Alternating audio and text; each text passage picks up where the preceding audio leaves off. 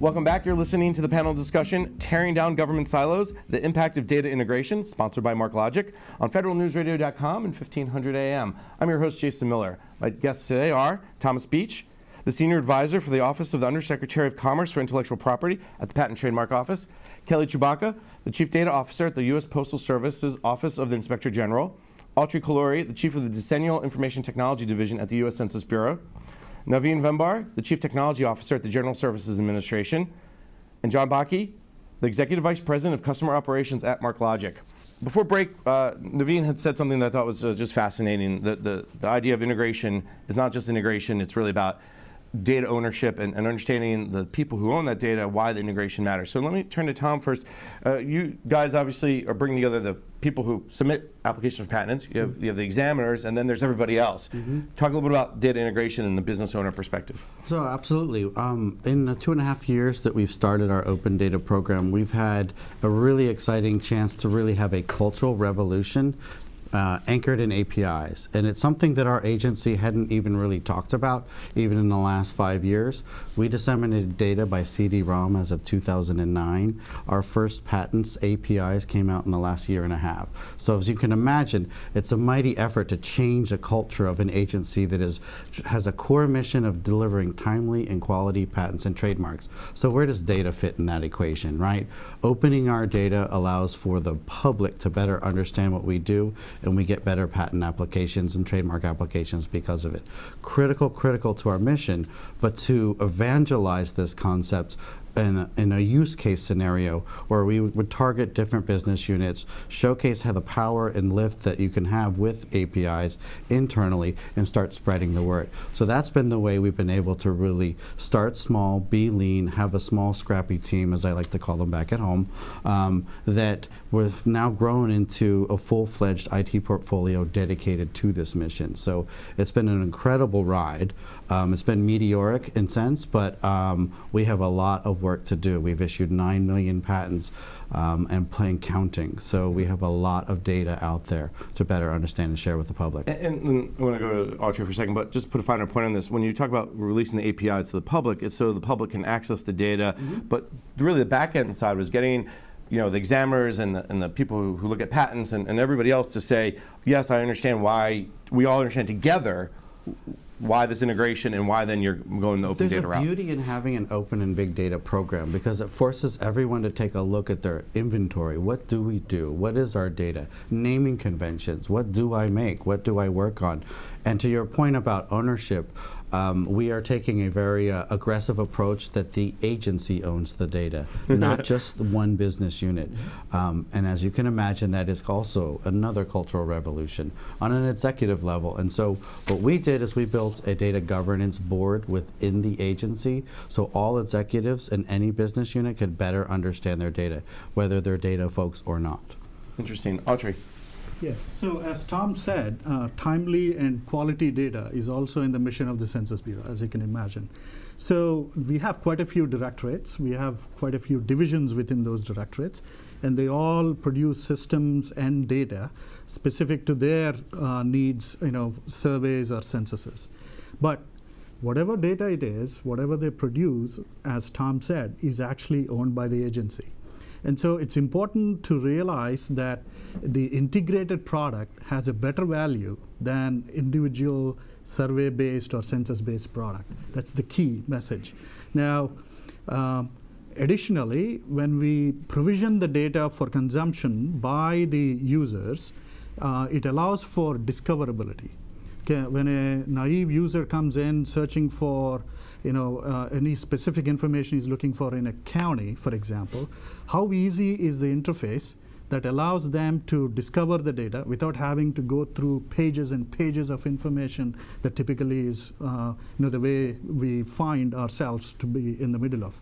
And then the data extensibility, with easier consumption, it allows for the industry to build additional informational systems or applications that would allow for better use of data, better understanding of the data, and hence contribute to making better decisions based on what they learn from the data. Kelly, let me turn to you for a second, because one thing about the Postal Service Inspector General is you're data owners are sometimes they want to hug their data because sometimes it could be criminal, sometimes it could be legal, there are other reasons, but the integration piece is also very important for USPS. That's absolutely right. It's important for us to remember that most of the data we work with, we don't own. So even when we talk about the agency owns the data, we can't even really make that pitch because we don't own their data. All we can try and do is influence and persuade the management and leadership over at the Postal Service that they need to put an emphasis on this and take more ownership of the data. And they're really trying to do that. From the leadership down, they're trying to do that. But like what Tom was referring to, we have a situation where we've been running the Postal Service for a really long time. I mean, going back many, many years in America, and there has been data produced from the Postal Service operations for all of that time.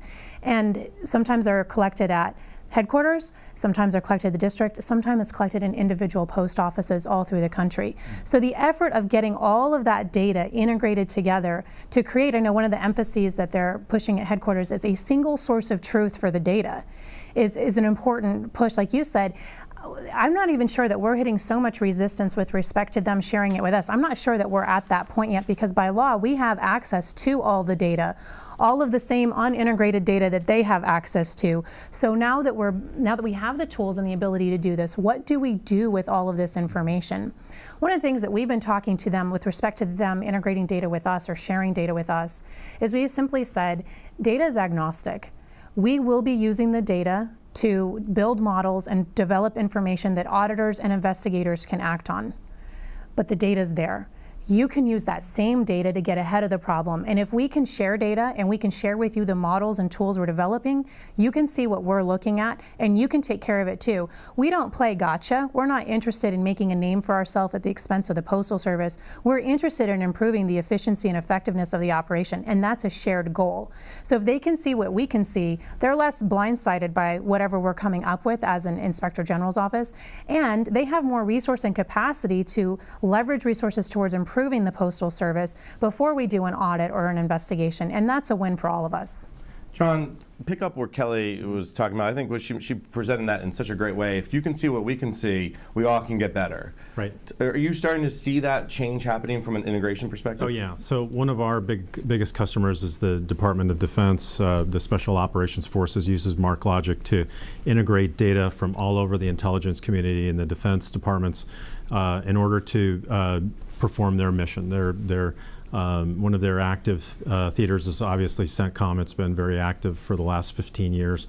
And they struggled at the beginning of that era to get data from those data owners. And those data owners were very reluctant, even after 9/11, to share data in order to allow the operators, the people that are actually in theater, to do their job. Well, obviously, they were able to break through that problem very quickly with the executive branch intervening and allowing them to use that data. But they still are stewards of data that doesn't belong to them. It's the same thing. It's just a more hostile use case. But they integrate 110 different data sources from 17 different agencies in order to do things that are beyond the thoughts of any of us. It's an amazing use case. One of the things about this idea of integration, and it leads us down the path of, okay, now that you can integrate the data, how do you use it? How do you become, as an organization, I guess, more agile because of that data? Naveen, let me turn to you a little bit, because one thing GSA is, I think, getting better known for is taking the data they receive, let's say, from in the acquisition world, and saying, okay, how can we make category management better? Or how can we serve industry better? Talk a little bit about that data agility piece. I mean, you're exactly right. We're starting to see that we can put together these data sets and, more importantly, find value out of them by going directly to the source and knowing who that source is. I think is a very, very key thing, because one of the things that we found in the work at the GSA and through the data decisions work, right, is that there's definitely multiple people who think they own the same sets of data, right? and as soon as that happens, then there becomes this argument and discussion about, well, oh my God, well, which is right, what's wrong, what does this mean, what does that mean? And so that was actually initially this huge barrier to any agility, right? Because what do you believe? What elements of data do you actually believe in? So getting past those first steps has been really key for us to be able to then say, okay, let's go into the category management area and be able to delve into contracts and pricing and all of those key things that we need to be able to dig into. And then we're starting to apply tooling at this point, right? And we're starting to see the value of shifting away from very rigid tool sets to things that allow for more unstructured elements, starting to look at, even as we step forward, into distributed data systems that are out there that can do distributed processing and distributed, more flexible cloud-driven capabilities as you go forward.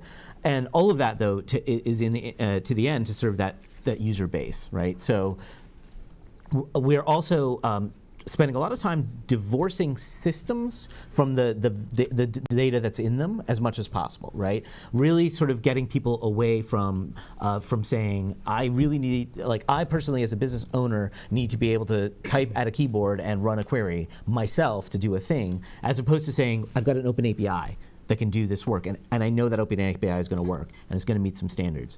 And that's really also sort of pushing us forward, because it's taking away this idea that this piece of iron, this block of wood or whatever it is, right, is the owner of the data, and it's this person and this line of responsibility that actually is that owner. Autry. Yeah, so we designed the data dissemination platform with agility in mind, basically to allow for our public decision makers and also general public as data consumers to be able to use the data effectively. And we are extending that design based on consumer input. We have to be flexible, we have to be agile. We need to ensure that the consumer is getting what they want. And basically we're focusing, as I said earlier, on discoverability of the data and also easier consumption and extensibility. We are also focusing on developing the platform for third parties to leverage more efficiently. Obviously, we have to decrease the barriers of entry to our data with user-centric design thinking, and also allow for easy data access and visualization across the Census Bureau and also for our public consumers. We're creating websites, we're creating SDKs, software development toolkits, and above all, APIs.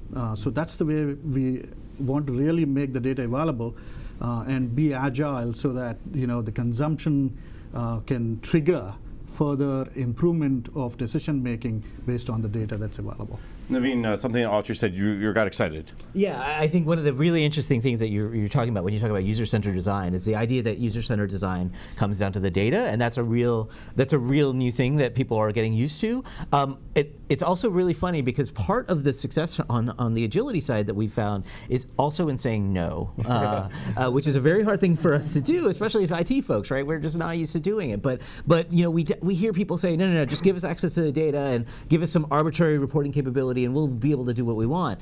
And I think actually where we've been successful is actually pulling programs off of that line and saying, no, let's actually talk about what you want the data for and what you need the data for. And that actually gives us those increments, right? That actually tells us where to focus and then where to evolve. Tom. Yeah, so on the same front, I think that's a great point you make. We released the Developer Hub, developer.uspto.gov, in April of this year.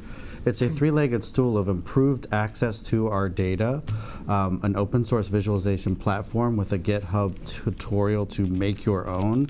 And it's a way to take our data, put it together with census data, any type of other data, economic data. And so we've got these user-friendly, easy to understand why patents matter in the world in terms of social policy, economics, et cetera, where you're able to see earnings per, states by patent filing rates. You can see earnings per share of a portfolio of a particular company and their patent size, and see the correlations between the two. And then the last piece that was really, really important was to build a community on there, so we could have demand-driven requirements, because we love to engage, but we're not going to be able to afford to have engagements. So we wanted a real-time use of our data, tell a story, and come back and help us improve our data dissemination process. So it's been a tremendously successful tool, and it's portable. It can go into schools. It can go anywhere. So that's really the idea that we really came behind that one. John, jump in here a little bit. You're hearing the discussion about agility and the importance of it. Is this something that this is starting to really gain some traction in the government? Well, I think it's had traction for a long time, but I think it's now becoming more of a reality because of the newer generation of technology that's there to enable that. I think we all understand better what happens when information's brought together. The value of the information together is more than it is in the sum of its parts, and our ability to get real business intelligence or mission value out of integrated data goes up. The thing that slows it down is all of the organizational elements that compete for where that data should rest, who should own the provenance of the data, and what ownership lies there. But generally we see that solvable. Adding new systems sometimes actually counters the momentum, because all you're really doing in that case is adding in another silo of information. And so sometimes stepping back from the problem and asking again, what is the data for? What is the need? What is the use case you're trying to solve? Maybe we've answered that somewhere else, or maybe we can answer it more simply if we think about it in a more thoughtful way. But from a technology perspective, I think the point was made that it's an easy thing to solve. I would say that it's not exactly that easy to solve. I think there are a lot of things around data quality, around ingesting data from different sources. If you put data from two different sources in the same database, you have a database full of two different types of data. If there's a way to, using technology to make it easier to take that integrated data and make business value, mission value, and present a new answer to a question that you couldn't before, I think that's what we're all looking for. All right, John, you hit on something. We're going to take a break and come back to that, this idea of data quality and management of that data. First, we're going to take a break. You're listening to the panel discussion, Tearing Down Government Silos, the Impact of Data Integration, sponsored by MarkLogic on federalnewsradio.com and 1500 AM.